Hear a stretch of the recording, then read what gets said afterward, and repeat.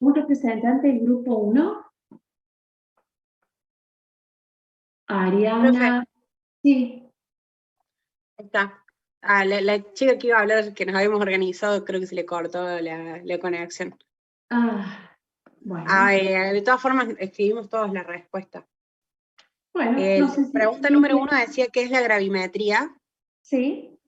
Nosotros buscamos en el SCUB y buscamos, también en la Filmina, y quedamos de acuerdo en la definición que los métodos gravimétricos son métodos cuantitativos basados en la determinación de la masa de un compuesto puro con el cual está químicamente relacionado con el analito.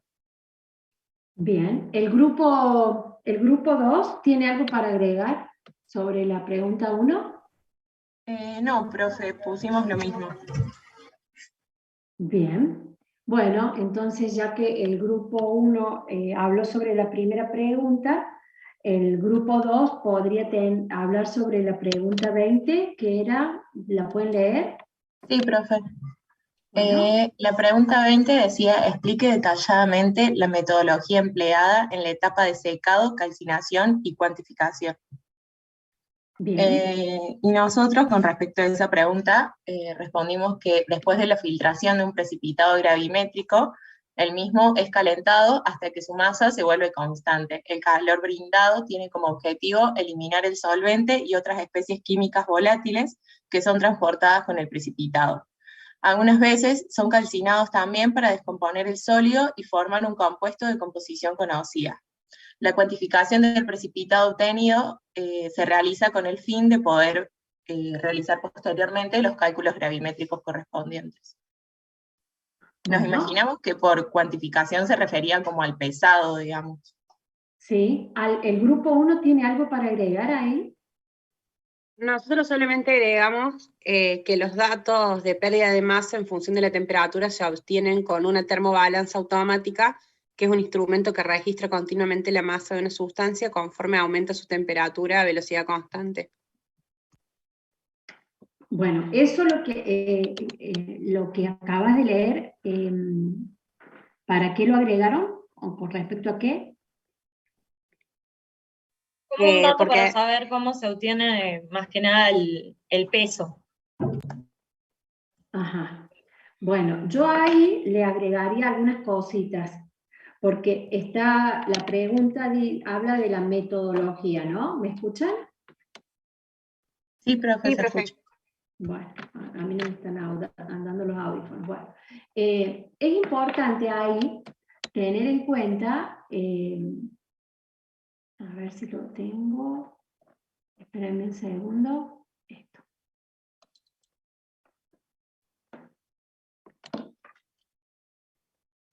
La pregunta, vamos de nuevo a la pregunta, léanla por favor.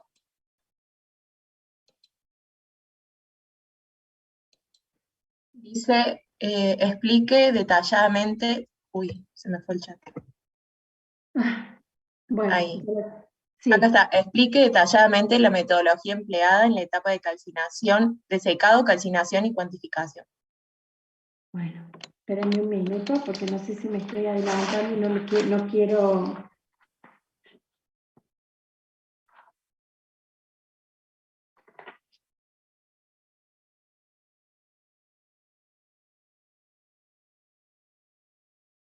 Bueno, está hablando de la metodología, ¿no? Acá yo agregué en la... No sé, ¿están viendo lo que... mi pantalla? Sí, profe. Sí, profe, se ve. Bueno, en la metodología, yo justo esa pregunta, léanmela de nuevo, la 20. Dice, explique detalladamente la metodología empleada en la etapa de secado, calcinación y cuantificación. Bien. Bueno, acá esto no entraría en la etapa del secado, pero está la forma en que se dobla el papel de filtro. Claro, eso nosotros no lo tomamos porque lo tomamos como si fuese etapa de filtración, no Exacto. de la parte que es secado y calcinación de precipitado. Bien, pero como yo lo tengo, les quería... bueno, acá está cómo se dobla el papel de filtro, que tienen que primero va a la mitad, después se vuelve a plegar, esto lo van a ver el lunes en el práctico, y una vez que lo tienen así hecho doblado en cuartos, se rasga, digamos, se quita de una de esos cuartos un pedacito de papel de filtro, generalmente se hacen 3 capitas, justamente para que se pegue al embudo donde se va a realizar la filtración, y acá se está realizando en este esquema el trasvase cuantitativo. Este trasvase cuantitativo es muy importante para no perder nada de lo que hemos separado por precipitación. Una vez que hacemos la separación, que sería la filtración, y después la etapa de lavado, viene la etapa de secado, que es justo la parte que les tocó a ustedes, chicos, que quería que vieran un poquito esto. Después que ya eliminaron todo lo que pueda haber quedado absorbido sobre el precipitado, se saca el papel de filtro, y es una etapa muy importante, la etapa de secado. Fíjense, acá hay un crisol. Antes de hacer todo esto tenemos que pesar el crisol para tener el peso del crisol antes de llevarlo a calcinar, digamos. Entonces pesamos el crisol solo, ponemos el papel de filtro. Fíjense que acá el papel de filtro está como enrollado, y se empieza a secar este papel de filtro. Lo tenemos que llevar a sequedad, es decir, lo tenemos que quemar al papel de filtro sin que se produzca una llama. Entonces se va secando. Fíjense que acá no sé si alcanzan a ver que se ve el mechero. Entonces con el mechero le damos calor al crisol. Primero va a eliminar lo volátil, el agua, y cuando se empieza a poner negrito, digamos, y que como aumentó la temperatura, y se puede llegar a formar, digamos, así como una pequeña brasa sobre lo que es el papel de filtro, y en ese momento lo que hacemos es ahogarlo con un vidrio reloj, es decir, sacarle aire para que no se haga una llama. Entonces el papel de filtro, fíjense acá, lo llevamos a ceniza. Esta etapa de eliminar o llevar el papel de filtro a ceniza es muy importante, porque el carbón que se genera, digamos, si no lo llevamos a ceniza, este carbón que se va generando puede producir la reducción o catalizar la reducción del analito, y en el caso, por ejemplo, de los sulfatos, que era el práctico que tendríamos que hacer, la determinación de sulfatos en vinos, lo que hace ese carbón que se forma, si yo no lo llevo a cenizas, a elevadas temperaturas en la mufla, es reducir el sulfato a sulfuro. Entonces, yo cuando haga las cuentas, ¿no? Fíjense que acá tenemos el rollito de papel de filtro, acá lo llevamos a ceniza. Después que lo lleve a ceniza, lo llevo a la mufla, o sea, acá no la puse, el dibujito de la mufla, donde hacemos el tratamiento térmico, y luego va a un desecador. En el desecador, esa cápsula que saqué de la mufla se enfría, y luego la última etapa sería el pesado para hacer las cuentas del análisis gravimétrico. Todo lo que dijo el grupo está muy bien, pero quería que vieran un poco más en detalle esta parte, que es muy importante. Cómo hacemos, o sea, no llevamos este papel de filtro después que terminamos la filtración, lo llevamos directamente a la mufla, sino que tenemos que eliminar el papel de filtro, reducirlo a cenizas en un mechero, y después de eso se lleva a la mufla, a la temperatura que tengamos que calcinar, llevamos a un desecador para que cuando ese crisol se enfríe, no tome humedad del medio y ni se nos contamine, y recién ahí vamos a la última etapa, que es la pesada.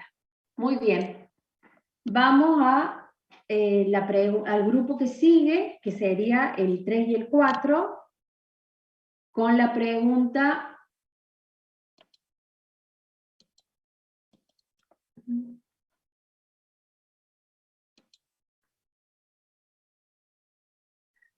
El grupo 3 y el grupo 4 con la pregunta 2 y la 19. ¿Alguien del grupo 3? Hola, profe, ¿se me escucha? Sí, se escucha muy bien. Bueno, la pregunta decía, ¿en qué consiste el análisis gravimétrico? Bueno, ¿cómo es tu Bueno, nombre? Ma- Preséntate. Mercado Matías. Bueno, dale, Matías. Bueno, lo que con el grupo decidimos poner, dijimos, se basa en pesar un sólido seco, un analito o un compuesto relacionado estequiométricamente con él, buscando separar físicamente el analito de los componentes de la mezcla. Tenemos varias formas. Una, provocando la volatilización de un compuesto que incluye el analito y observando los cambios del peso de la muestra. Esto estaba en el PowerPoint, si no me equivoco, que decía el método de volatilización, luego provocando la formación de un precipitado poco soluble que se filtraba y se secaba y se pesaba. Bien. ¿Repetí la primera parte de la respuesta? Sí, la primera se basa Sí. en pesar un sólido seco, un analito o compuesto relacionado estequiométricamente, buscando separar físicamente el analito de los demás compuestos de la mezcla, siendo el analito el compuesto que buscamos analizar. Bien, está bien. Lo único, o sea, yo haría un poquito más de hincapié que el método gravimétrico se basa en determinar el analito a través de la pesada, porque Claro. todas las otras técnicas que vamos a ver en el programa son a través de la determinación de un volumen. La única técnica que es diferente es la gravimetría, que es a través de la pesada. Esa es la diferencia fundamental, digamos. Pero está muy bien la respuesta. ¿El grupo 4 tiene algo para agregar? No, profe, habíamos pensado lo mismo, o sea, casi parecido a la respuesta, a la primera respuesta que dieron, que era la gravimetría. Bueno, Eh, del lo grupo mismo. 4, ¿quieren contestar la pregunta 19? ¿La pueden leer? Sí, Y la contestan. era, Preséntate, ¿quién? soy Lucía Corradini. Recomiendo un método para la precipitación homogénea del aluminio +3. Nosotros habíamos propuesto el método de precipitación, que sería convertir al analito de interés, sería el catión aluminio +3, en un precipitado poco soluble, luego filtrarlo, lavarlo para sacar una impureza y convertirlo después en un producto de composición conocida por secado o calcinación y luego pesarlo. Habíamos visto en las filminas que se podía hacer con amoníaco acuoso. Y habría que controlar el pH porque se vuelve, si no, soluble, y tiene que ser poco soluble, justamente. Lucía, Sí. lee de nuevo la pregunta. Recomiende un método para la precipitación homogénea del aluminio +3. Bien, vamos al grupo, el grupo 3. ¿Qué contestó en esa pregunta? Contestamos algo similar.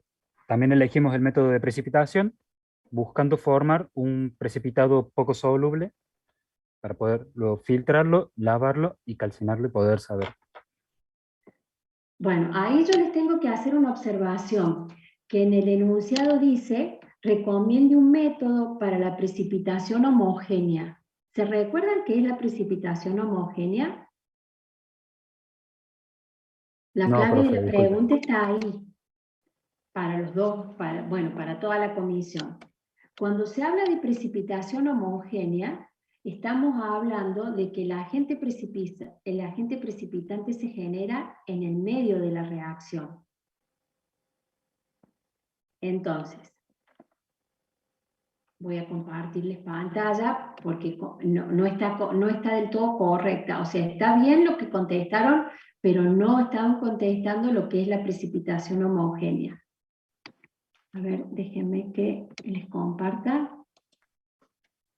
Profe, la definición de precipitación homogénea la preguntaba después, era otra pregunta, digamos. Claro, sí, pero ahí está diciendo un método para la precipitación homogénea, no es una precipitación común, no dice cómo precipitar el aluminio, les está pidiendo precipitación homogénea del aluminio. Entonces se tienen que venir a lo que es la precipitación homogénea. A ver, ¿dónde lo tengo acá?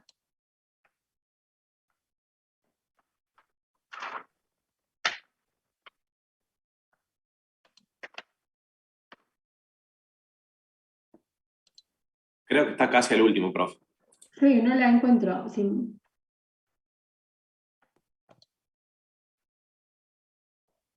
Acá. No. Acá. Bueno, esto, ¿lo están viendo? Sí, profe. Bueno, fíjense acá que la precipitación en disolución homogénea, o precipitación homogénea, como dice ahí en la pregunta, el agente precipitante aparece en el medio de la solución. Es decir, no lo estamos agregando desde afuera, como en cualquier otra de las técnicas, o sea, la gravimetría común, el analito está en un vaso de precipitado y el agente precipitante se agrega lentamente desde una bureta, por ejemplo. Y se va agitando para que no haya zonas de sobresaturación relativa, con sobresaturación relativa alta, que eso formaría los colores. Entonces, para mejorar la formación de los para que sean precipitados, digamos, de mayor grano y digamos, mejor estructura, lo que se hace es la precipitación en disolución homogénea, en el cual el agente precipitante, como dice aquí, se genera in situ. O sea, se genera en el mismo seno, en el vaso de precipitado donde está el analito. En este caso el analito sería el aluminio más 3. Entonces, como el agente, el reactivo precipitante se va generando en el medio de la reacción, en fase homogénea, en la misma solución donde esté el analito, lo que tenemos es, lo que se obtiene es que la sobresaturación relativa es uniforme. Entonces, no hay grandes diferencias de concentración. Para el ejemplo de que se les estaba preguntando en la pregunta 19, para precipitar el aluminio, por ejemplo, ustedes podrían usar la urea, fíjense que está aquí, mediante la hidrólisis de la urea, se genera aniones oxidrilos, y estos oxidrilos lo que se utiliza luego es para precipitar el aluminio como hidróxido. Entonces, a eso apuntaba la pregunta, porque estos sólidos que se obtienen a través de la precipitación homogénea, que la diferencia con la precipitación común es que el reactivo precipitante se genera en el seno de la solución, se obtienen sólidos que son más ordenados y por ahí la temperatura de calcinación puede ser mejor. Agustín levantó la mano, podés abrir tu micrófono. Una pregunta, en este caso que se agrega la urea, después bueno, se descompone en dióxido de carbono, el ion amonio y el oxidrilo. ¿Sería lo mismo decir que por ejemplo, para precipitar aluminio, yo lo hago aumentando el pH? ¿Podría hacerse mediante el agregado de algún hidróxido diferente, por ejemplo, hidróxido de sodio? Claro, pero si vos le pones hidróxido, sería o sea, si vos agregaras el hidróxido aumentando el pH a través del agregado de una solución, eso sería una precipitación común. En este caso, la hidrólisis de la urea te genera la base, y esa base se genera en el seno de la solución. Esa es la diferencia entre precipitar el aluminio con disolución homogénea o los métodos tradicionales, que es a través de una base. Claro, o sea, y en este caso, para que se dé la precipitación con la urea, debería calentarla la solución para que se descomponga la urea y Claro, que se para dé la que más precipitación. que descomponga, se hidrolice. Sí, sí, Si vos te fijas acá, por ejemplo, este termograma, donde vos tenés el peso en función de la temperatura, este óxido de aluminio, fíjate que va perdiendo peso, va perdiendo peso, va perdiendo peso, pero no llega a una meseta. O sea, el aluminio precipitado con una base por la precipitación clásica, necesitas 1000 grados para calcinarlo. ¿Ves? Para llegar acá a la meseta. sí. Mientras que, por ejemplo, cuando lo haces con una precipitación en disolución homogénea usando la hidrólisis de la urea, el termograma cambia y el sólido, digamos, llega a un peso constante a 650 grados, por ejemplo. Esa es otra diferencia. ¿Y por qué se da esa diferencia así? Porque, digamos, se obtienen sólidos de mejores características, ¿no? Como que inclusive la temperatura de calcinación cambia cuando vos lo haces la precipitación en disolución homogénea o lo haces con los métodos tradicionales. En la disolución homogénea podés controlar mejor la sobresaturación relativa y obtenés sólidos que son más fáciles de filtrar, son más ordenados, es una característica que tiene. Bueno, Bien. ¿alguna otra preguntita de esto? No, Vamos profe, a la perdón que pregunta la que interrumpo sigue. un segundo. Vio que le dije Sí. que había una compañera que se le había caído la conexión en la pregunta Sí. 1. Está en la sala de espera, si lo puede aceptar. ¿Quién es Carolina? Sí, Carolina Cerda.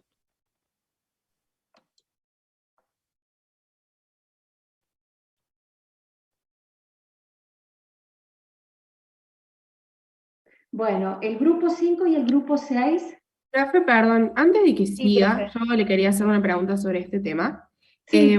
¿Hay algún otro ejemplo que pueda darnos, tipo, o algún otro reactivo que pueda adicionarse en este tipo de casos? Porque el ejemplo de la urea lo da para precipitar un par de metales, y no sé si es Sí. el único caso que hay, digamos. No hay gran cantidad de casos. Ahí también tenemos el dimetilsulfato. Por ejemplo, si se fijan en la transparencia para bario, para otra serie de cationes. Yo tengo una listita que en todo caso después la agrego pero digamos, no tienen que saber, o sea, lo que sí tienen que, el más utilizado es la urea, ¿no? Porque Bien. la hidrólisis genera hidroxilo. Hay otra tablita, así como está la tablita que les puse al final de compuestos iónicos y compuestos covalentes, no compuestos iónicos. Precipitantes orgánicos y agentes precipitantes inorgánicos, veo si se las puedo pegar ahora en el chat, que tengo otra tablita de distintas sustancias que se pueden utilizar para la disolución homogénea. Pero no hay tanta cantidad, digamos. En todo caso, Perfecto, ya profe, la pongo. gracias. Bueno, seguimos con la pregunta que sigue, el grupo 5 y 6. Sí, profe, yo soy del grupo 5, soy Constanza Vecchio. Ahí lo voy a leer. La pregunta 3, indique los 3 tipos de métodos de análisis gravimétrico. Sí. Bueno, los métodos de análisis gravimétrico se basan en pesar un sólido seco. El primer método es provocando la volatilización de un compuesto, que en el mismo se incluye el analito, y observando, bueno, el cambio de peso de la muestra, la cual contenía el mismo. Bueno, no sé, ese es el método de volatilización. Y un ejemplo son cereales que tienen cierta cantidad de humedad. Por pesada podemos ver el agua que pierde por la diferencia de masa del principio y del final. Sí. Bueno, el resto, los otros dos. Yo, profe, Viale Florencia, ¿se me escucha? ¿Cómo? No te escuché el nombre. Florencia Viale. Dale, sí, Florencia. Otro de los métodos es el método de precipitación, y pusimos que se provoca un precipitado con el analito que tiene baja solubilidad, que se filtra, se seca y se pesa para eliminar impurezas y pasa a ser un producto con composición conocida. Este sólido puede ser tanto cristalino como coloidal, como explicó hoy usted. Después, el método por electrogravimetría, el analito se deposita electrónicamente sobre un electrodo y se mide por diferencia de peso del mismo. Eso pusimos. Está muy bien. ¿Y de la otra pregunta? De la otra pregunta, bueno, de precipitación pusimos más o menos la definición parecida arriba. El analito se convierte en precipitado poco soluble que luego se filtra, se lava y se pesa. Y con diferencia a la coprecipitación, es que en la coprecipitación precipitan el analito con otros componentes que están disueltos en el medio de precipitación y que se da por diferentes causas. Puede ser por absorción superficial, formación de cristales mixtos, oclusión o atrapamiento mecánico. Bueno, pero escucha, ¿cuál es la diferencia, Florencia, entre precipitación y... Está bien lo que dijiste, pero traten de enfocarse en la pregunta, ¿no? Dice, ¿qué diferencia hay entre precipitación y coprecipitación? ¿Cuál es la diferencia? O sea, para mí es que en la precipitación se precipita el analito solo, y en la coprecipitación precipita el analito más otros compuestos. Bueno, a ver del grupo 5. ¿Pusieron algo? ¿Qué pusieron ahí? Yo, profe, soy del grupo 6, Santiago Casares. Santiago, dale. Sí, o sea, para nosotros era eso más que nada, que en la precipitación va a precipitar el analito puro, y en la coprecipitación arrastra otras componentes de la disolución. Entonces esto puede generar errores en el pesado. Claro, por ahí va Santiago. O sea, pregunta cuál es la diferencia entre precipitación y coprecipitación. La coprecipitación es un fenómeno que yo tengo, es algo que no quiero que se me produzca, porque la coprecipitación es la contaminación del precipitado. Y el fundamento de la técnica es transformar el analito en una sustancia de composición conocida, pero que sea lo más pura posible, es decir, que no coprecipiten otras especies. Entonces, la diferencia es que la coprecipitación es una contaminación del precipitado. Es lo que están poniendo acá en el chat. En la coprecipitación se contamina con sustancias que condiciones normales no precipitarían. Exacto. O sea, traten de apuntar a lo que se pregunta. La pregunta es la diferencia. La coprecipitación es algo que, digamos, en la coprecipitación precipitan sustancias que contaminan el precipitado, que si ustedes analizan la constante del producto de solubilidades, esas sustancias no deberían precipitar. Bueno, me parece bien, sigamos, porque si no, no vamos a lograr terminar con todo lo que tenía programado para hoy. Vamos al grupo 7-8.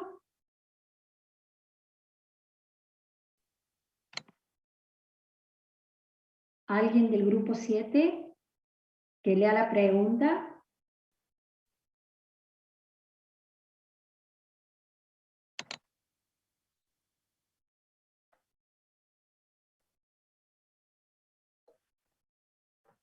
Yo soy del 8, profe, pero no sé si quiere que lea la pregunta. Dale, sí, Tomás.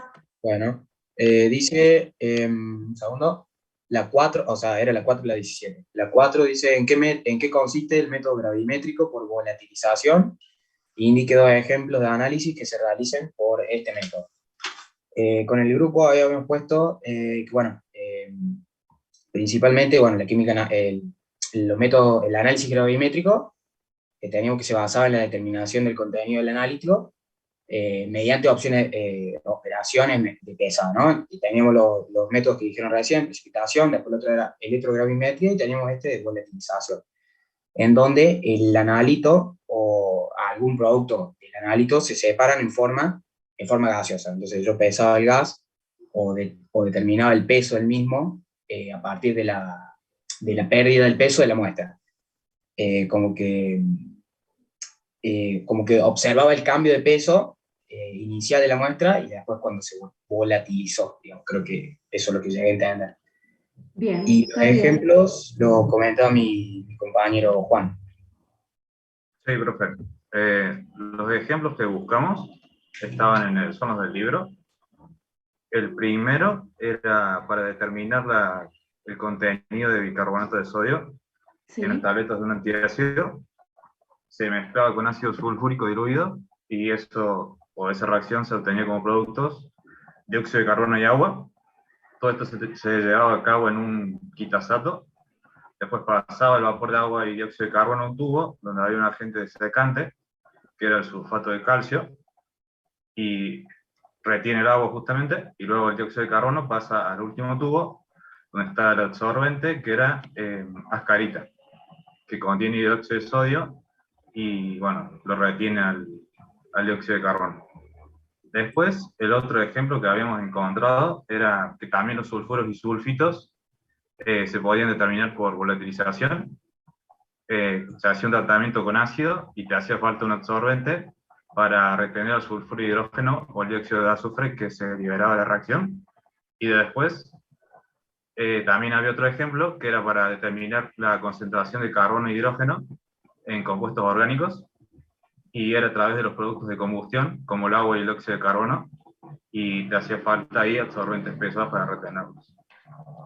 Bueno, muy bien. Lo único que yo agregaría ahí, que en estos métodos, lo que sí tenemos que tener en cuenta es de pesar el absorbente antes de la experiencia y después, ¿no? Porque queda ahí retenido en forma indirecta los productos de la descomposición del analito. Muy bien, con esa pregunta vamos a la otra. Bien, y la otra pregunta, la 17, decía, ¿para qué se realiza el análisis termogravimétrico? Sí. Y bueno, en la clase, en la parte de secado y calcinado, del precipitado, nosotros habíamos visto un gráfico que teníamos, si no me equivoco, era un gráfico termogravimétrico, si no me equivoco, en donde teníamos el calcio como a diferentes temperaturas, digamos, tenían diferentes compuestos. Por ejemplo, si no me equivoco, creo que en 300 grados teníamos el oxalato de calcio, después íbamos aumentando y teníamos el carbonato, el óxido de calcio. Ahí Entonces, te lo puse. ¿Cómo? Ahí te puse la gráfica. Claro, exacto.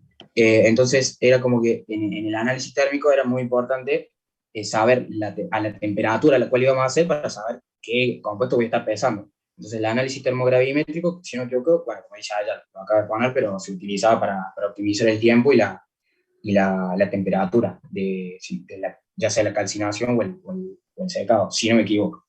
Sí, está muy bien eso, porque digamos en esta gráfica lo que vemos es el peso en función de la temperatura de calcinación. Por ejemplo, acá estamos viendo la pérdida de agua. Entonces yo nunca voy a calcinar, no voy a usar una temperatura de calcinación donde la gráfica me sea una vertical, porque justamente en esa zona va a perder agua. Entonces la temperatura de calcinación tendría que trabajar en la zona donde tenemos una meseta para saber, por ejemplo, en este caso, el producto final al cual se descompuso a esa temperatura, y nunca trabajar en donde tenemos estos cambios de fase, en este caso, o la descomposición o la pérdida de agua. ¿El otro grupo tiene algo para agregar a la pregunta? Disculpe, profe. Nosotras somos del grupo 7. Y nosotros pusimos más o menos lo mismo, o sea que, por ejemplo, en la pregunta 17, sí. Que bueno, que a partir del termograma determinábamos, o sea, como que se ve a qué temperatura se descompone y decidimos, digamos, las temperaturas más o menos a las cuales vamos a trabajar. Exactamente, y que nunca van a ser las rectas o esta zona de variación de la masa en función de la temperatura, ¿no? Siempre voy a trabajar en las zonas de meseta. Bueno, profe, sí. Sí, del grupo 7. Ahí, digamos, con esto se puede ver la estabilidad térmica del compuesto y también es una técnica analítica que se da en química aplicada. Muy bien. Vamos a la pregunta, al grupo que sigue, el grupo 9 y 10. Sí, profe, buenas tardes. Hola. Soy Mateo Massetti del grupo 9. A nosotros nos tocó la pregunta, ¿qué es la constante del producto de solubilidad? Sí. A lo que llegamos como conclusión con el grupo fue que esta constante del producto de solubilidad, también llamado KPS, es el producto de las concentraciones molares de los iones constituyentes del compuesto, cada una elevada a la potencia de su coeficiente estequiométrico en la ecuación de equilibrio. O sea que básicamente el valor del KPS indica la solubilidad de un compuesto iónico. Cuanto menor sea este valor, menos soluble será el compuesto y viceversa. Cuanto mayor sea, más soluble será el compuesto. Muy bien. El otro grupo, la otra preguntita. Profe, yo soy del grupo 10. Y la otra pregunta que teníamos era la definición de precipitación en disolución homogénea, que bueno, lo estuvo explicando usted hace un ratito. Pero bueno, básicamente se basa en eso, en que el reactivo no se agrega directamente, sino que se genera in situ, y esto hace que como que no se formen zonas de mayor concentración que otras, lo que bueno, tiene como resultado precipitados de mayor calidad. Sí, bueno, el otro grupo quiere agregar algo sobre la precipitación. No, pusimos eso, pusimos que el reactivo se genera in situ, que con este método se logra mantener la solubilidad relativamente baja, por lo que se obtienen sólidos de mayor tamaño y mejor estructura. Bueno, sobresaturación relativa, ¿no? La sobresaturación relativa. Muy bien, grupo 11 y 12.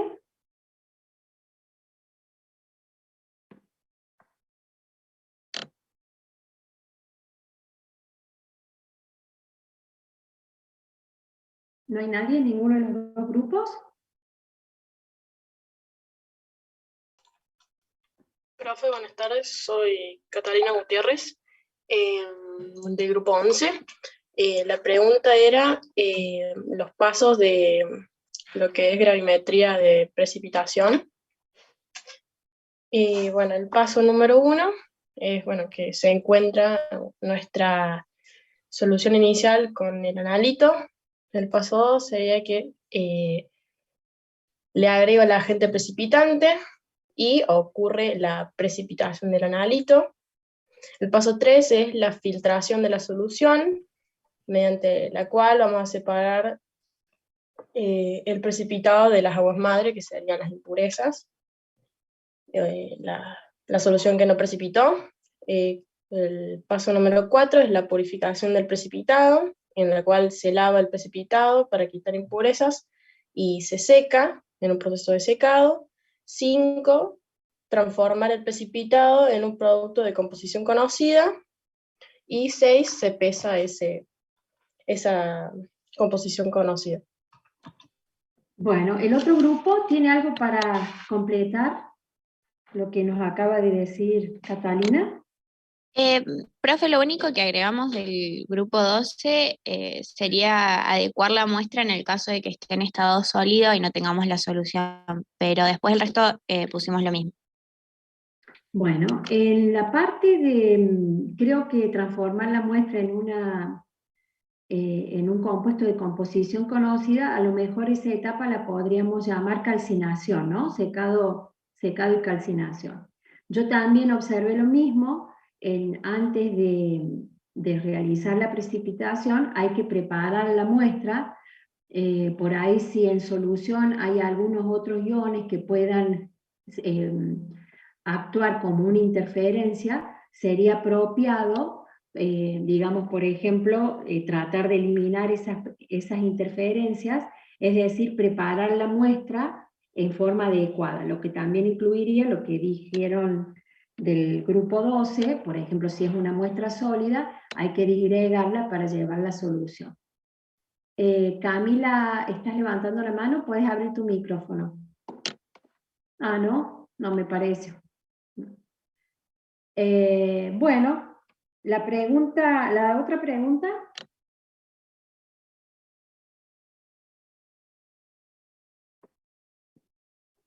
Hola, profe, buenas tardes.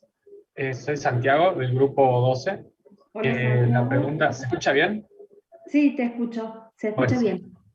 la pregunta que nos tocó a nosotros era, disculpe, ¿qué beneficios ofrece la precipitación en disolución homogénea? O sea, como un resumen rápido, la precipitación homogénea, como usted explicó en el grupo anterior, es que el agente precipitante se genere dentro de la solución.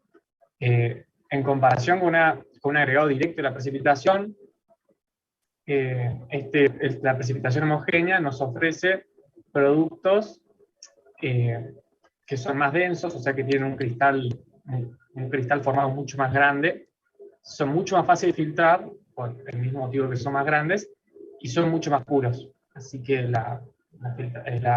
agregado de un precipitante de manera homogénea como que nos facilita mucho el tema de la gravimetría, o el tema de que separamos bien, porque tenemos unos volúmenes más grandes de producto y son puros. Así que, bueno, como mucho más beneficiosa al agregado directo. Muy bien.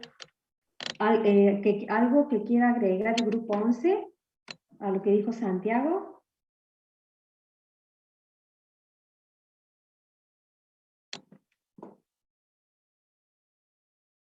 Bueno, si no, vamos al grupo 13 y 14. Muy bien, profe, soy Álvaro Céspedes del grupo 13. La pregunta 7 dice, ¿qué tipo de precipitados se pueden obtener y cuáles son sus características? Los tipos de precipitados que se pueden obtener son los precipitados coloidales y los precipitados cristalinos. Los precipitados coloidales son de menor tamaño y predomina el crecimiento de nucleación en ellos. Y suelen ser más pequeños que los cristalinos y contienen cargas que hacen que se junten con otros compuestos del sistema para formar un equilibrio dentro de la solución y no crezcan tanto. Mientras que los cristalinos, por el contrario, son de mayor tamaño, predomina un mayor crecimiento en ellos, llegando a tener más de 10 a la menos 4, y las partículas están sin carga y no reaccionan con la solución. Bueno, cuidado, hay alguna terminología química, ¿no? O sea, está bien el concepto en general, pero no hay reacción química en el precipitado cristalino. Lo explicaste muy bien. Lo que, digamos, los coloides no tienen la posibilidad de seguir creciendo y quedan en suspensión, en equilibrio, justamente porque son partículas cargadas y hay una capa de contraión que ahí lo aísla de otras partículas para seguir creciendo. Mientras que el precipitado cristalino, esos núcleos, digamos, se forman algunos núcleos y a medida que voy agregando el agente precipitante, esos núcleos van creciendo. Pero no hay reacción química, es lo que tengo para observarte, y que el precipitado coloidal no puede seguir creciendo porque al estar cargado tiene esas dos capas de contraión que le evita que se junte con otra partícula coloidal, aumentar su tamaño y vencer la gravedad e irse al fondo del recipiente. Pero lo otro estuvo correcto. No sé si alguien Álvaro, ¿era del grupo 14 o del 13? Del 13. Bueno, no sé si alguien del grupo 14 quiere agregar algo. No, profe, en general estuvo bastante completo. Lo único que Bueno. el coloidal es es más difícil de filtrarlo por esto de que es más difícil por influencia de la gravedad de que sedimenta. En cambio, los cristalinos es más fácil de filtrar y purificar. Claro, los coloidales están en suspensión. A menos que yo haga algo, el coloide está en equilibrio. O sea, el coloide son las partículas cargadas que están en suspensión. Sola no va a precipitar. Yo tengo que intervenir para que precipite, poniéndole un electrolito volátil, calentando o agitando, ¿no? El coloide no va a precipitar por sí solo. La otra pregunta era... Buen día. La otra La otra pregunta era ¿para qué se realiza el secado y la calcinación? Sí. Nosotros, bueno, habíamos notado que después de filtrar y antes de pesar se procedía a hacer el secado y la calcinación. Que esto tenía como objetivo eliminar el exceso del disolvente y quitar las especies, los electrolitos volátiles que teníamos en el lavado. Y que esto se hacía calentando, digamos, el precipitado a temperatura constante hasta que la masa permanezca constante. Bien, o sea que el objetivo es obtener un peso constante de precipitado. Muy bien. ¿Algo más que queda agregar el otro grupo? No, estuvo muy completo. Sí, profe, algo más es llevar el compuesto a una estructura conocida, o sea, un compuesto conocido. Bien, en relación a lo que vimos con el termograma, ¿no? Claro, exactamente. Muy bien, gracias María. Vamos al grupo 15 y 16.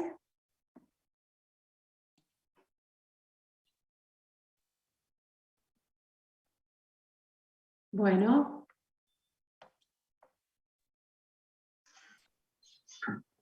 Hola, soy Fabricio Peretti del grupo 15. Nos tocó la pregunta 8, que pregunta cuáles son las características que debe tener un buen precipitado. Nosotros respondimos que la gravimetría se basa en la obtención de buenos precipitados que deben ser puros y de composición conocida. El precipitado debe tener una baja solubilidad, o sea, un bajo KPS, ser fácilmente filtrable y estable en el medio o al aire. Bien. ¿Por qué tiene que ser estable?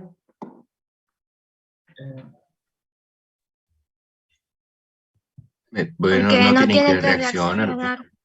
Exacto, o sea, no tiene que transformarse en otra cosa con el medio ambiente, ¿no? Bueno, ¿algo más que quiera agregar de esa pregunta el otro grupo?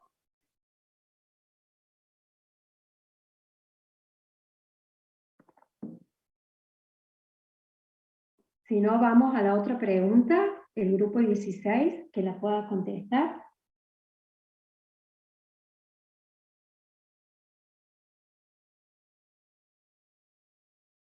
¿El grupo 16 hay alguien, algún representante?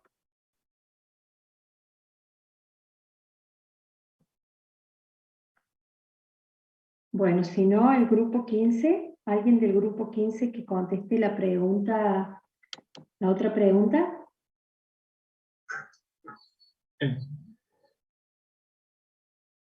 Bueno, la leo yo también. ¿Qué es la coprecipitación y cómo puede minimizarse? Bueno, la coprecipitación se entiende como que en el precipitado están otros... se entiende a la coprecipitación de otros componentes que están en el medio de la solución. Y según analizo el KPS, no deberían formar parte del precipitado con el analito.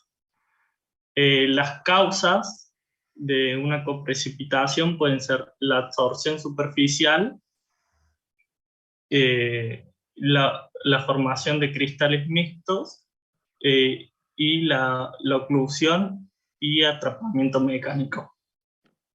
Muy bien. ¿Cómo? No, que está muy bien lo que dijiste. Sí, bueno, la absorción superficial se evita con un... Bueno, cuando haya absorción superficial se puede solucionar con un lavado de electrovolátil, que se arrastran las especies con el lavado. Si es un coloide se le agrega el electrolito volátil dentro del agua destilada y así evito que el coloide precipitado vuelva al estado coloidal. El reprecipitado, que consiste en llevar el sólido a disolución y precipitar nuevamente. Y la digestión, que consiste en dejar el sólido en contacto con las aguas madres algunas veces y a la temperatura elevada, y lo que hace es formar un equilibrio con las pequeñas partículas que se redisuelvan. Y la formación de cristales mixtos es la contaminación más difícil de eliminar, porque se forman cristales que en el núcleo contienen impurezas y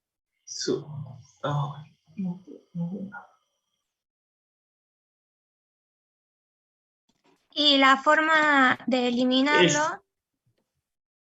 es mejorar el agente precipitante o eliminar las interferencias. Muy bien.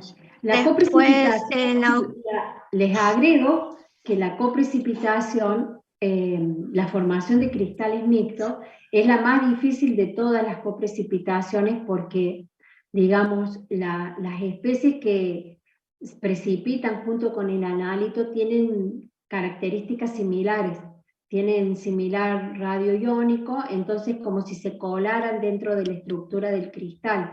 Entonces, la única forma es cambiando el agente precipitante que sea más selectivo o de alguna manera tratar de, digamos, esa otra especie que se está coprecipitando, trata de ponerle algún, por ejemplo, algún ligando que forme un complejo que sea estable, de tal manera que lo hiciéramos como invisible en el medio de la solución.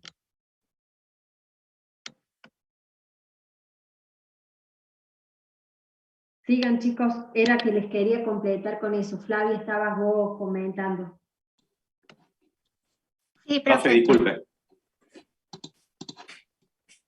Sí. Le quería consultar recién de lo que dijo de la formación de cristales mixtos. ¿Es la más difícil de evitar o es la que más difícil se produzca? No entendí esa parte.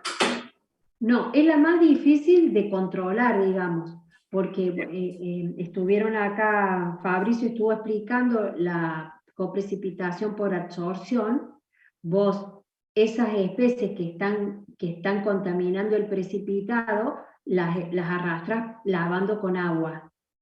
Si se te formó un cristal mixto, es decir, el cristal se formó con el analito y la impureza está formando parte de la estructura cristalina, porque tiene características similares al analito. Entonces es muy difícil de tratar de eliminar o resolver o sacar ese contaminante. No lo podés sacar. Una vez que se metió en la estructura, lo que tenés que hacer es buscar un agente precipitante que sea más selectivo, o bien poner alguna sustancia que te enmascare al contaminante, digamos, para que no participe en la reacción, que no esté en solución suelto y se te cuele en la formación del precipitado. No sé si te aclaré, Sebastián. Sí, perfecto, profe, gracias. Bueno, Flavia. Bien. Sí, otra forma de coprecipitación también es la oclusión, que es cuando un ion queda atrapado dentro de un cristal, y una forma de minimizar es disminuir la velocidad de precipitación. Y por último, el atrapamiento mecánico, que es cuando un ion es atrapado entre dos cristales en crecimiento, y la forma de minimizarlo es mantener una sobresaturación baja. Bien. También se puede mejorar con digestión, ¿no? Recuerden que cuando ustedes dejan en reposo el sólido formado con sus aguas madres, se produce, digamos, la redisolución y reprecipitación y se obtienen sólidos más ordenados que permiten eliminar las aguas madres que quedan ocluidas. Muy bien, vamos al grupo 17-18. Sí, profe. Agustín. Sí, soy Agustín Paugnante. La pregunta 9 y 12 nos tocó a nosotros. La pregunta 9 dice, ¿qué factores determinan el tamaño de partícula de un precipitado? Y bueno, los factores que lo determinan son la solubilidad del precipitado en el medio, la temperatura a la cual se está trabajando la concentración de los reactivos, como ser tanto del agente precipitante como del analito en sí, y la rapidez con que se mezclan los reactivos. Muy bien. ¿El otro grupo tiene alguna otra cosa para agregar a esa pregunta?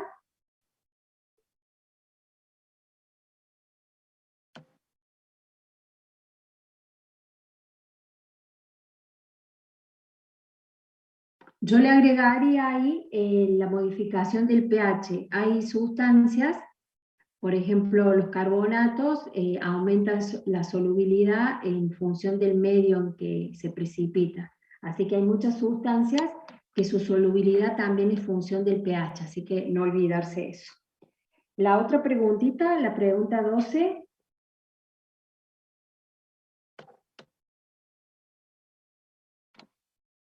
El grupo de Agustín, alguno que conteste la pregunta 12.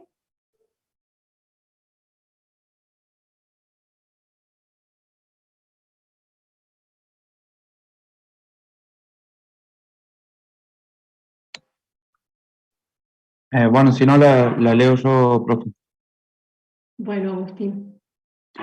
Dice, ¿cuáles son los tipos de contaminación que puede presentar un precipitado y en qué consisten? Bueno, la contaminación de los precipitados se da por coprecipitación, que es cuando una sustancia que es normalmente soluble en el medio se elimina de la disolución al ser arrastrada por un precipitado. Y las causas de esto son, como dijo mi compañero antes en la pregunta anterior, la absorción superficial, formación de cristales mixtos, oclusión y atrapamiento mecánico. Perfecto. Gracias, Agustín. El último par, el grupo 19-20. Sí, Hola, profe. profe. Uy, no sé quién quiere hablar primero. Los dos, Nico. Sí. ¿Nico Vargas o Nico Castellano? Nico Bueno, Aló, empiezo yo. Yo soy del grupo 20, profe. Sí. Y nos tocó la 10 y la 11. La 10, ¿cuáles son los pasos en el mecanismo de formación de un precipitado y en qué consiste cada uno de ellos? Nosotros armamos para la formación de precipitado se puede dar la nucleación y un crecimiento cristalino. De acuerdo a la velocidad de cada uno de estos procesos, se dan dos caminos. La nucleación, que solo un pequeño número de iones, átomos o moléculas se unen, y el crecimiento cristalino, que es el proceso de crecimiento tridimensional del núcleo de una partícula para formar la estructura de un cristal. La nucleación puede ser espontánea, sea sola o inducida gracias a alguna partícula como cristal, polvo o alguna superficie rugosa como la del vidrio con la varilla con la que estoy trabajando o con la pared del vaso de precipitado. Y siempre la nucleación y el crecimiento cristalino se dan en competencia. Muy bien. Eso armamos nosotros. Gracias, Con respecto a la 10. Nico C. Vamos Sí. al Nico E. Sí, profe, yo por ahí teníamos duda con el grupo si cuando se refería a los pasos tenía que ver con lo que era el pesado, la adecuación y la formación del precipitado y calcinación, o con esto que dijo Nico. Pero por lo que veo tenía más que ver con la nucleación y el crecimiento cristalino, ¿no? Claro, porque los pasos en el mecanismo de la formación del precipitado. Se refiere a lo que contestó el Nico Castellano. Claro, sí, de una. No, solamente yo por ahí agregar, profe, si se puede, de que si agrego el agente precipitante lento es que se forman los núcleos, que serían pocos, y si agrego el agente precipitante rápido se forman núcleos pequeños, y serían muchos. Claro, Y o sea, eso si genera vos agregas, partículas de mayor claro, o menor tamaño. Si lo agregas lento, le das tiempo, porque es un fenómeno cinético, digamos, ¿no? De equilibrio.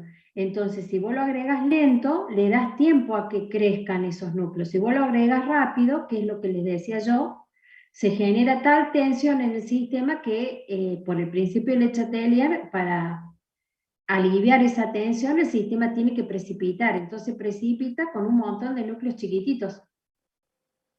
Claro, y eso después genera si es más fácil o más difícil de precipitar. Claro, no le doy tiempo a que crezcan esos núcleos, entonces me va a ser más difícil filtrar.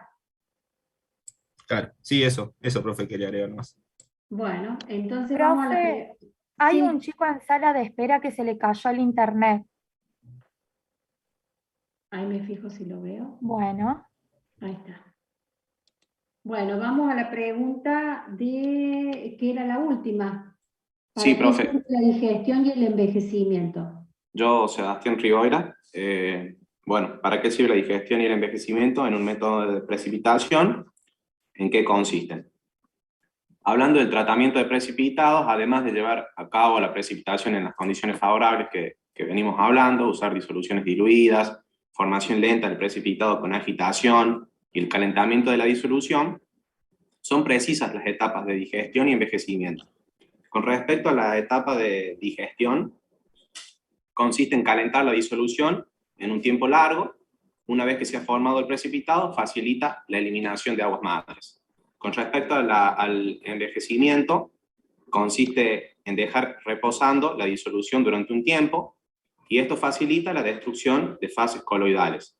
Yo quería agregar algo que vi en el libro con respecto a la digestión, que dice que consiste en dejar el sólido que ya precipitó en contacto con sus aguas madres, de tal forma que se produce una redisolución de algunas partículas del precipitado.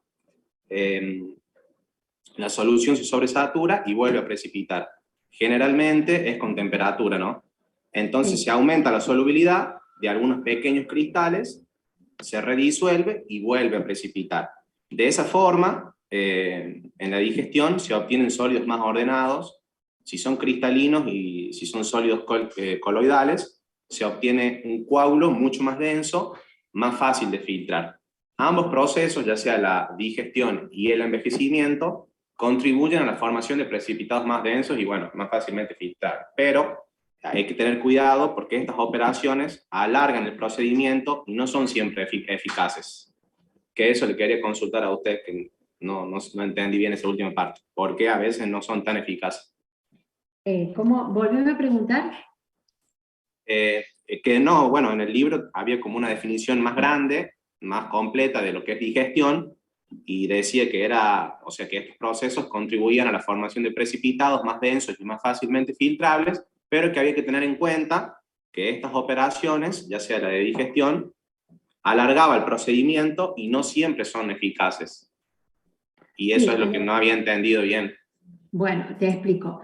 ¿Por qué dice que alarga el procedimiento? Porque como dijeron, lo que consiste es, una vez que ustedes lograron la precipitación, lo dejas en contacto con las aguas madres y por ahí lo tenés que dejar toda la noche o varias horas de calentamiento. Entonces, mucho tiempo. Le agregas tiempo. Y muchas veces no logras, digamos, mejorar la calidad del precipitado, sobre todo cuando son... lo más difícil de mejorar la calidad es en los coloides. Los sólidos cristalinos, como creo que vos acabas de explicar, las partículas más pequeñas se redisuelven cuando le das calentamiento, se sobresatura la solución y vuelve a precipitar. Entonces lo que estás haciendo es que esos cristales crezcan en tamaño, se hagan más grandes y más fáciles de filtrar. Por ahí, si son los sólidos coloidales, lo que podés lograr es que se haga un coloide más compacto, digamos, ¿no? Claro, sería más grande, sí. Pero nada más que eso, porque por ahí comparten las capas de contraión, ¿no? Del coloide roto. Pero, o sea, no siempre que vos hagas digestión y envejecimiento vas a mejorar la calidad del sólido. En general, sí, lo mejoras, ¿no? Pero no por eso siempre. dice Bien. que en algunos casos no. Bien, perfecto, profe, gracias. No, de nada. Bueno, pasaron todos los grupos, ¿verdad? Sí, profe. Bueno, me faltaría... déjenme una cosita.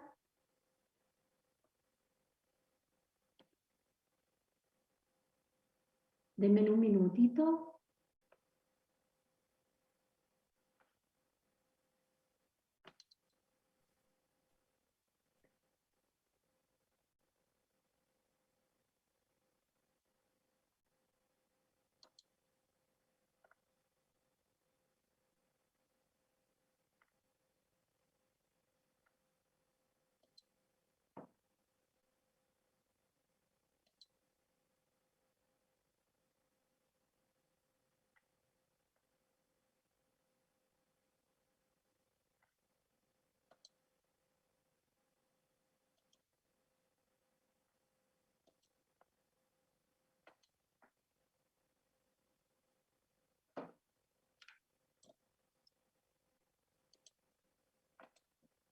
Bueno, estaba acá con el tema de la asistencia, que ahora se las pongo visible.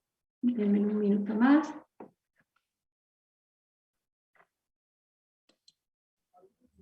Disculpe, profe, que la moleste, ¿le podría hacer una consulta? Sí, dame un minuto que pongo perdón. pongo la asistencia visible y ya te escucho.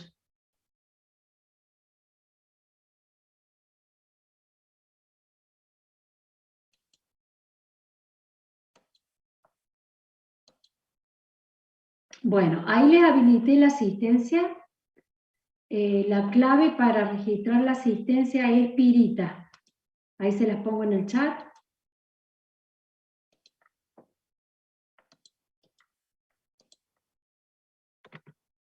Bueno, por favor registren su asistencia. Sí, escucho el que me había hecho una consultita. No, era una consulta sobre el parcial de la semana que viene. No sé si alguno ya la hizo, ¿no? Disculpe. Era para preguntar si iban a hacer todo ejercicio o si también alguna pregunta teórica o algo por esa índole.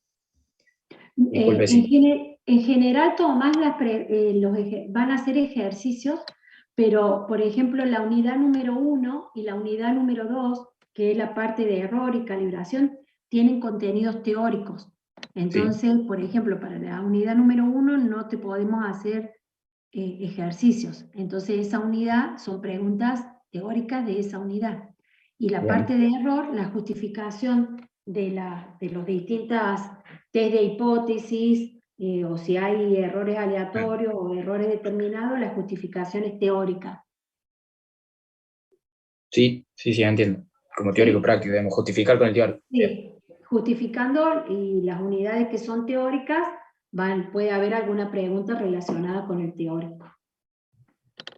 Perfecto, profe. Muchas gracias. Disculpe. No, de nada. Bueno, yo para terminar... Una consulta. No me deja grabar la asistencia. ¿Pirita dijo que era la contraseña? Sí, la puse en el chat. Sí, a mí me parece, profe, como que no está abierta la asistencia. Claro. Aparece como que cerró a las 6:35, que era de 6:30 bueno, a 6:30. espérenme entonces que lo grabé mal, espérense. Es que la había preparado para las 6 y como estábamos trabajando con las preguntas, no quise...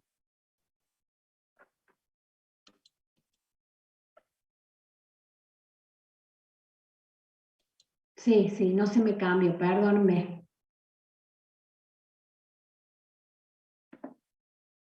Le voy a poner hasta las 18:40.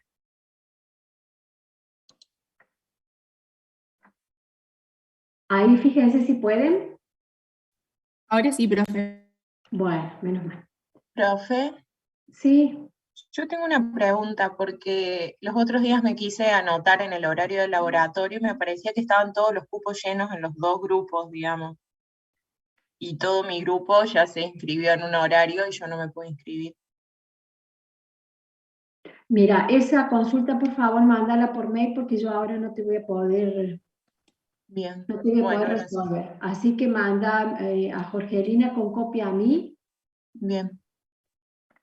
Gracias, profe. No, de nada.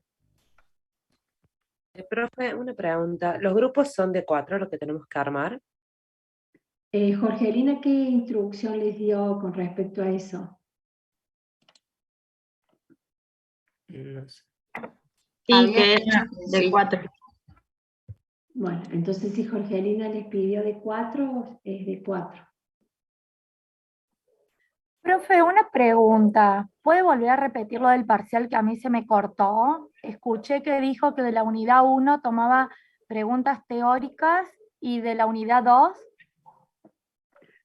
La unidad número 2 tiene toda la justificación de la...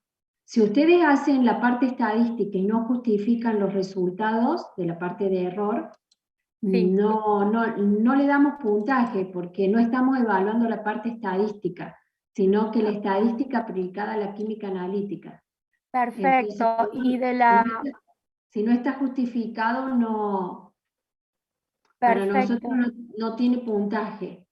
Bien, ¿y de la unidad 3 es solo ejercicios de gravimetría? Sí. Perfecto, o sea, no hay nada teórico. No. Perfecto. ¿Pudieran hacer estos ejercicios? Por ejemplo, este.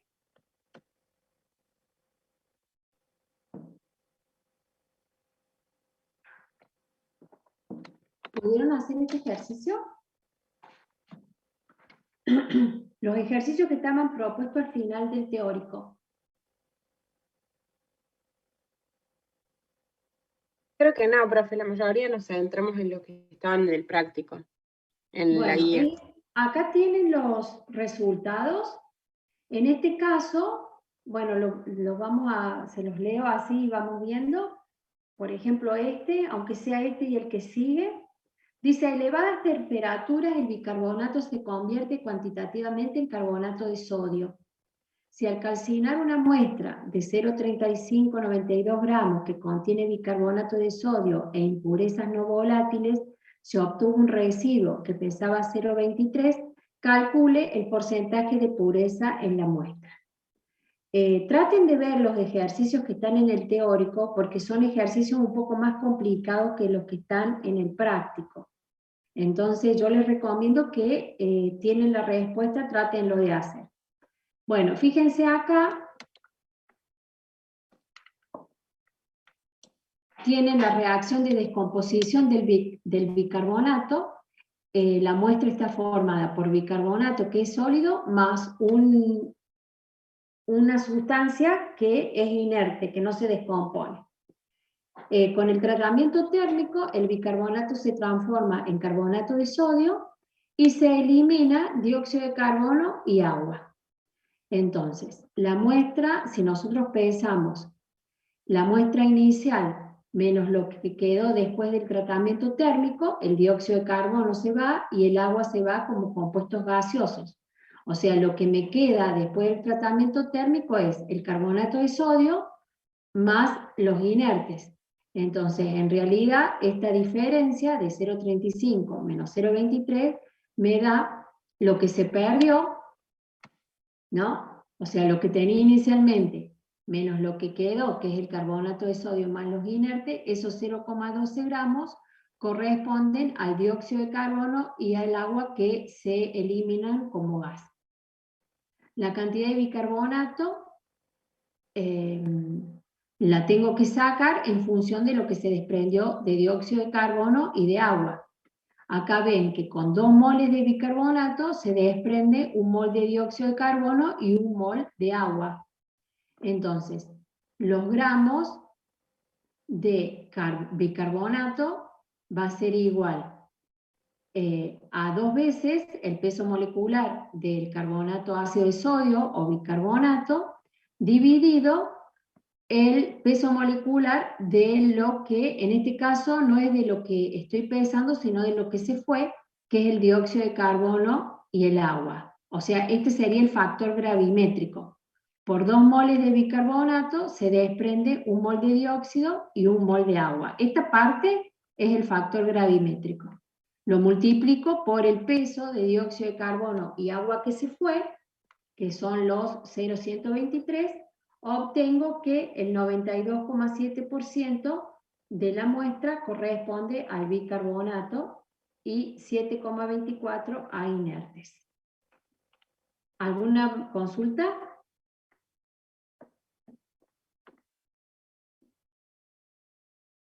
¿Alguna duda sobre esto? No, profe. Bien. Profe, yo tengo una consulta sobre el factor gravimétrico. Sí. Porque, bueno, en el práctico vivo más que nada cómo resolver los ejercicios usando regla de 3 simples y planteando las ecuaciones. O, bueno, la profe nos mostraba un sistema de ecuaciones. A mí me cuesta un poco ver cómo resolverlo con el factor gravimétrico. O sea, qué va arriba, qué va abajo en la fracción. No sé si podría explicar un poco. Sí. Miren, el factor gravimétrico es útil cuando yo no sé cuál es la reacción que se produce en la reacción de precipitación. Entonces, el factor gravimétrico me permite resolver el ejercicio sin tener mucha idea de cómo es la estequiometría de la reacción. Uno de los errores más comunes es errar en la estequiometría de la reacción y meter la pata en los cálculos estequiométricos. Entonces, el factor gravimétrico se define como la relación entre, bueno, no sé ahora, espérenme un minuto, ¿dónde está la definición? Acá. El factor gravimétrico se define como el peso atómico o el peso molecular, o sea, esto hace referencia a peso atómico o peso molecular del anarito, dividido el peso molecular de la sustancia que yo peso. Entonces, por ejemplo acá, el elemento buscado es el anión cloruro, y lo que yo precipito en la gravimetría es cloruro de plata. Entonces el factor gravimétrico va a ser el peso molecular del cloruro dividido el peso molecular del cloruro de plata. En este caso, la estequiometría, lo que yo tengo que ver que en el factor gravimétrico, digamos, químicamente esté balanceada la ecuación. La especie que busco, acá en el numerador tengo un mol y en el denominador tengo un mol. Entonces no, la estequiometría es 1 a 1, no modifico nada. Acá hay otros ejemplos, por ejemplo, si la sustancia buscada es azufre y yo lo que estoy pesando es sulfato de plata, el factor gravimétrico va a ser el peso atómico del azufre dividido el peso molecular de lo que estoy pesando, que es sulfato de bario.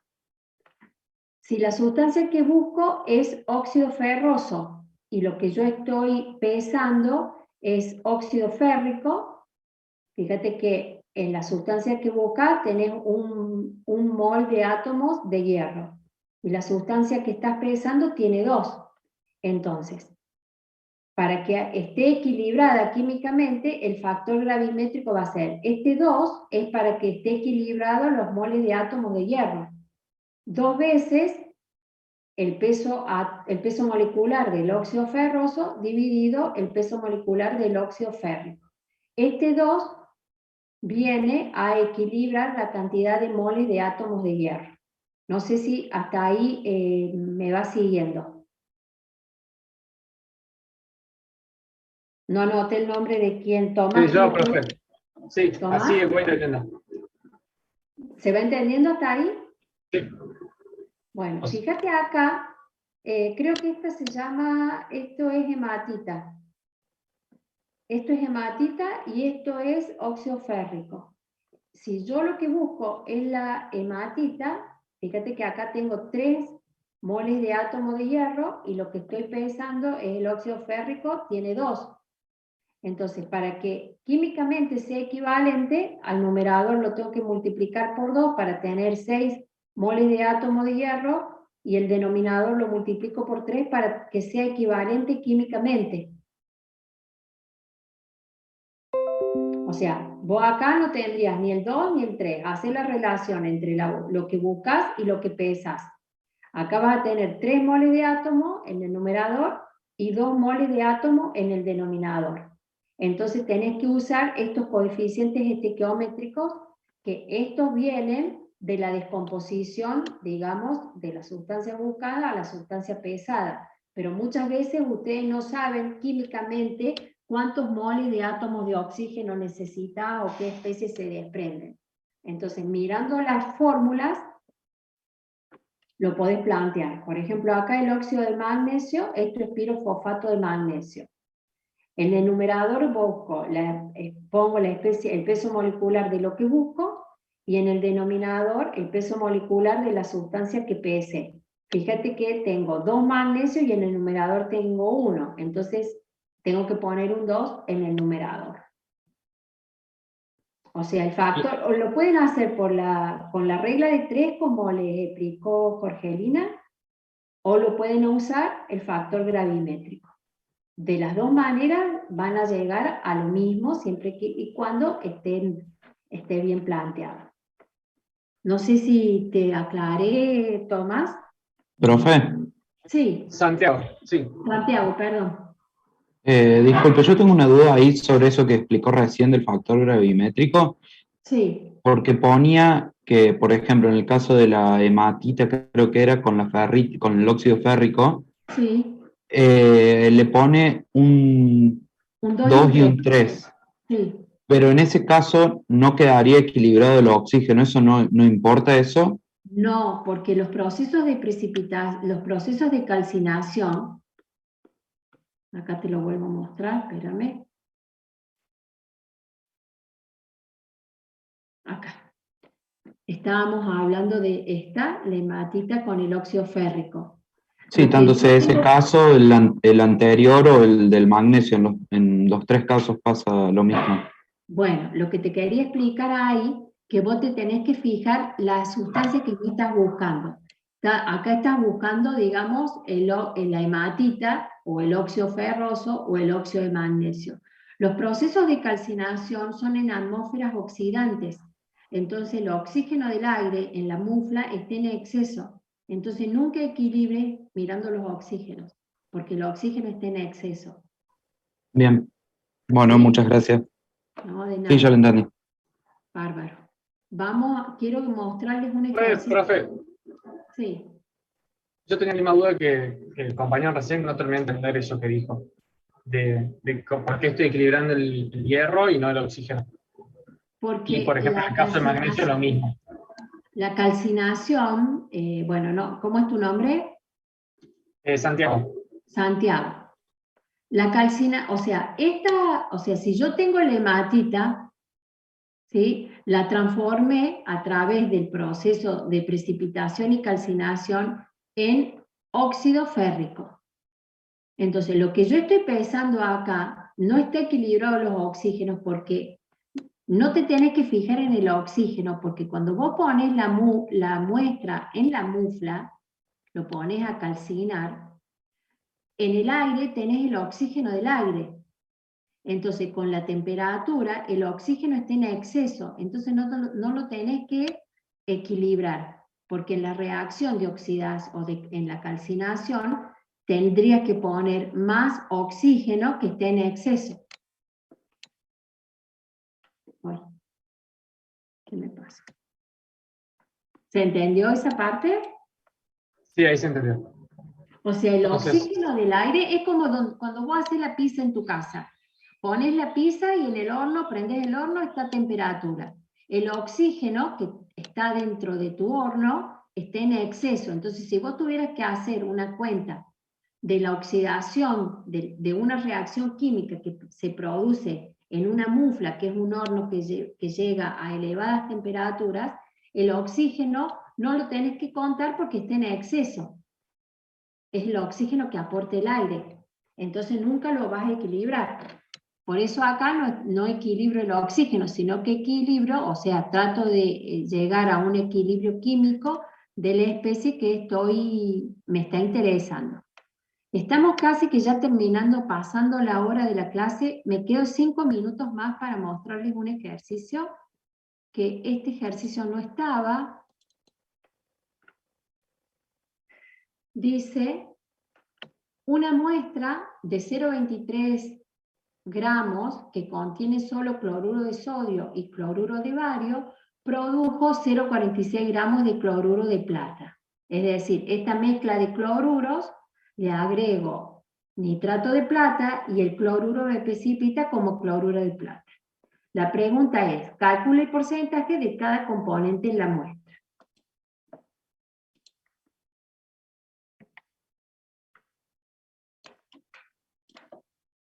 Bueno, acá lo que tienen que hacer, a mí la verdad que me gusta más trabajar con moles que con gramos.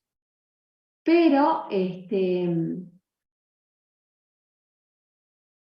bueno, ahora no lo encuentro el ejercicio.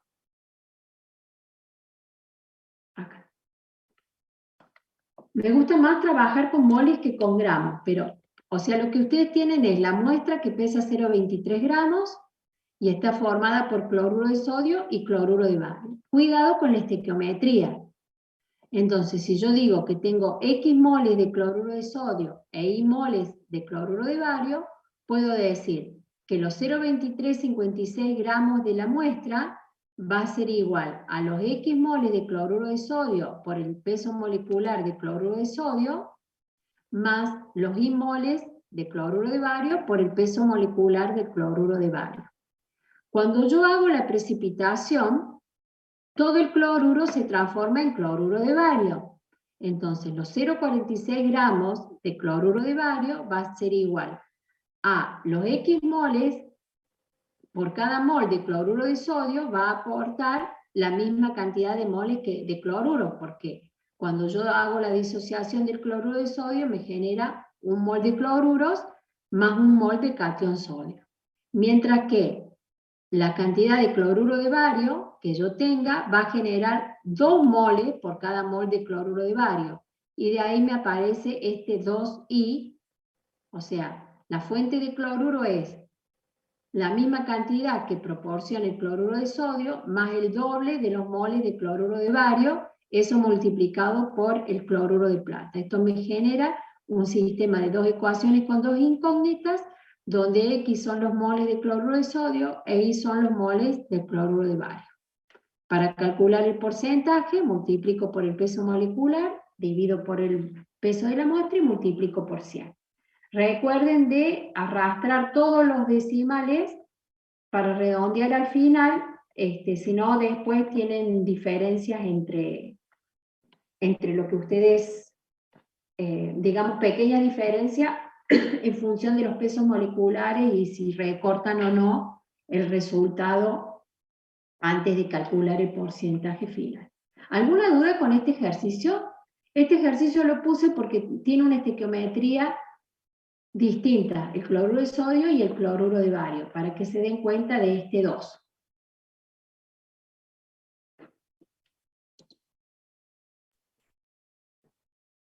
No, profe, solamente podría mostrar el ejercicio de nuevo, que no lo vi este ejercicio en las filminas que subió. Bueno, es que lo que pasa es que lo agregué hoy Bien. A ver, ya te lo pongo en el chat. Si no, lo podés ver en el libro está.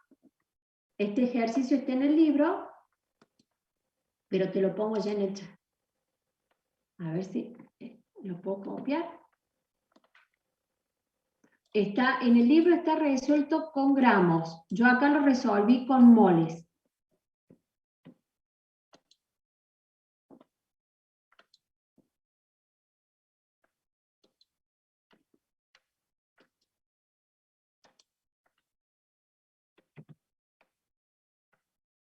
Bueno, ahí lo acabo de subir. Pero de todas maneras lo tienen en el libro. Mírenlo este ejercicio porque es un ejercicio que tiene una estequiometría que no es 1 a 1.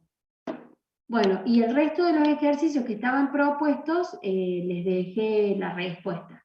Si alguien tiene dudas sobre la resolución de alguno de esos ejercicios, me dice, y me queda un minutito más, no tengo problema.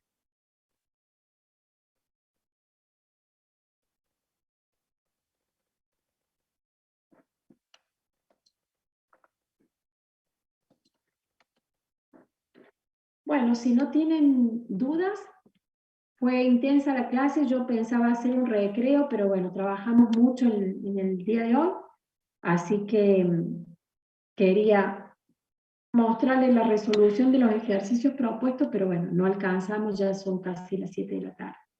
Así que si no hay más dudas, nos veríamos el lunes en el práctico de laboratorio. Hasta luego, profe. Bueno, Gracias, chicos, profe. Nos no, vemos. nada, hasta Chao, luego. profe, gracias. Chao, profe. No, de nada. Profe, gracias. Adiós.